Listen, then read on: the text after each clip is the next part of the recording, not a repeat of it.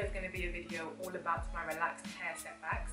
I said that I would make this video a while back, and a lot of you guys were interested in seeing some of my setbacks and pictures and an explanation as to why each of these happened. So I thought this would be a good video to do.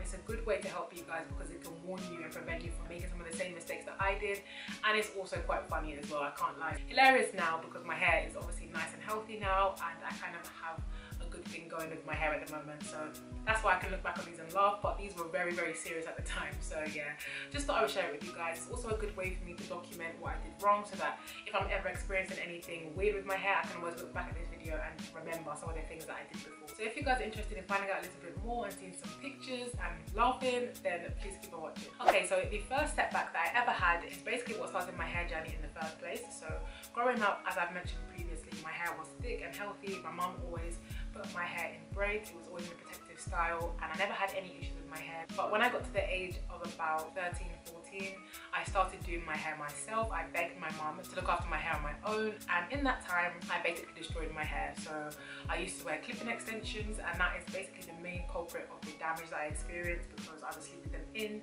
for days at a time. I would make them really, really heavy because I didn't want to consume a lot of time putting them in, so I'd make them really heavy and thick. There was a lot of tension, and I ended up getting a lot of bald patches. Literally, it was awful. My sister's always been good with hair, so I went to my sister, and so she cut it all off for me to begin my hair journey. So this is what it was. So this was basically the result of my first setback, was doing a really big chop and getting all those dead ends gone. And yeah, that was the first ever setback that I ever had. Now after this, I started to look after my hair. I learned a lot from people like You Love Megs and just a lot of other relaxed hair people online, and I learned about moisturizing and sealing. I learned about deep conditioning and co-washing and all of this stuff, and I started implementing it. And as the months went by, my hair started to grow and grow and grow, and in less than a year my hair had grown to this length. So it grew super, super fast. I think probably because I'd never really cut my hair before, so this was like a really, really big thing, and my hair ended up growing super, super fast in a really, really short period of time. So I was super happy with that, and I kind of felt invincible. I felt like, okay, my hair's long now, I don't really have to do all of those things I was doing before, and that is basically the mindset that I had, and that is what brought on this next setback. So this next setback was I think maybe a couple of months later, and I had left my braids in for longer than what I would suggest. I don't like to keep my braids in for longer than 4 months, but I think I must have left it way past that because my hair was seriously in need of like good treatment. It was dry. I could feel that it wasn't feeling as good in the braids. But when I took my hair out of the braids and I relaxed it and I put it in a ponytail, it looked perfectly fine. But then I got my sister to take a picture for me and to brush out my hair from the back, and guys, this is what it looked like.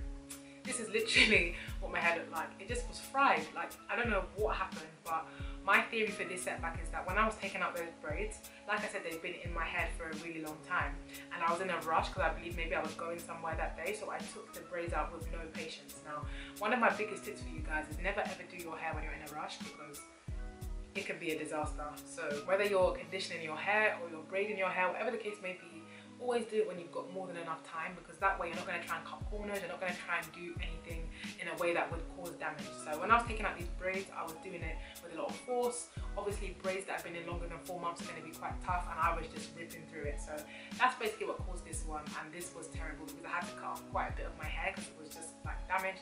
But again, I recovered from that and my hair was fine again, but then there was another setback. So this next setback, I think is probably one of the worst of all of them. This one, however, wasn't due to just me rushing my takedown of my braids. This was because I had moved to university, and I literally was so preoccupied with studying, with getting used to being in a new city, being on my own away from my family. I never moved away from home before, so that was really, really difficult for me. It was hard, and basically my hair kind of took the back burner. Like, I neglected it and left it for a really, really, really long time. And my sister always used to do my hair for me as well, but I was in a different city and she was back in London, so for me to do my hair I'd have to go back home, and obviously the first few months of uni you're really like trying to settle in and you're getting used to things, you're making friends, so I didn't have the time to go back. So yeah, that was basically the reason why I left it for so long. But I think, guys, I left my braids in for like 7 months. Like, I left it in for long, and taking out those braids was probably one of the most painful experiences of my life. Like, it was horrible, but I relaxed it myself, and this is what my hair looked like. As you can see, this is just so bad. Like, my hair was like fried. Like, And it was so upsetting because you can see that there was quite a lot of length there, but because of the neglect, it just had broken off and it just looked crazy. So that was probably one of my worst ones that I have. That was awful. But again, moisturizing and sealing, trimming, deep conditioning, and I was able to grow my hair back again. So that was that one. So the last setback, which is my most recent setback, this one was super painful because I'd actually been looking after my hair better than I'd ever done before. This setback was actually caused by a hairband that I was using. So when I wear my wigs, I always wear like a net underneath my wig, but I always will put my cane rows in a little ponytail because my hair is quite long, so I didn't like it that it would be all over the place under my wig. So I would tie up my hair in a cane row, put my net on, put my wig on, and I'd be good to go. But this particular hairband that I was using, it was kind of like ripping out the back of my hair, and I didn't actually realise.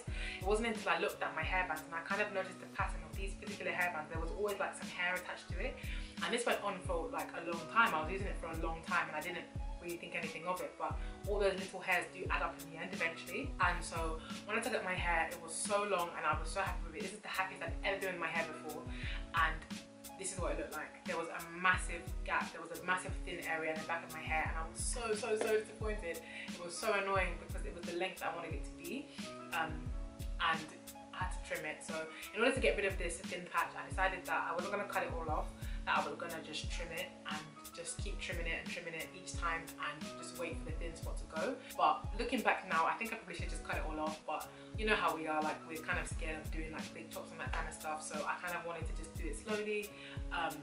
But it didn't even make a difference to me because my hair's always in braids anyway, so I should have just done it. But yeah, that's what I ended up doing, and now this is what my hair looks like today.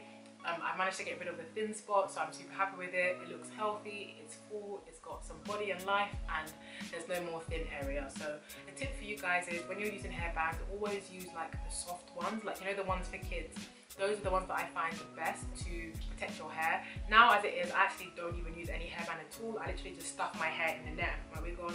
That's what I do, and I just use my hand to sort of flatten it at the back because I'm just like too scared of causing any more damage. So yeah, but I'm really happy that I'm out of it now and I can focus on getting my hair really long because that's what I want to do. So yeah, that is my setbacks. I hope you guys enjoyed this video. I hope you guys can learn from it and kind of laugh at some of the crazy pictures that I've showed, but ultimately I hope it can help you guys so you don't have to make some of the same mistakes that I made. There may be some more setbacks to come, setbacks happen, but I hope again that this video can show you that even if your hair is really damaged and it's really broken, that you can always just grow it back. Like hair always grows back. So yeah, hope you guys enjoyed this video. If you would like to see more videos like this or more videos talking about my relaxed hair, then please give me a thumbs up.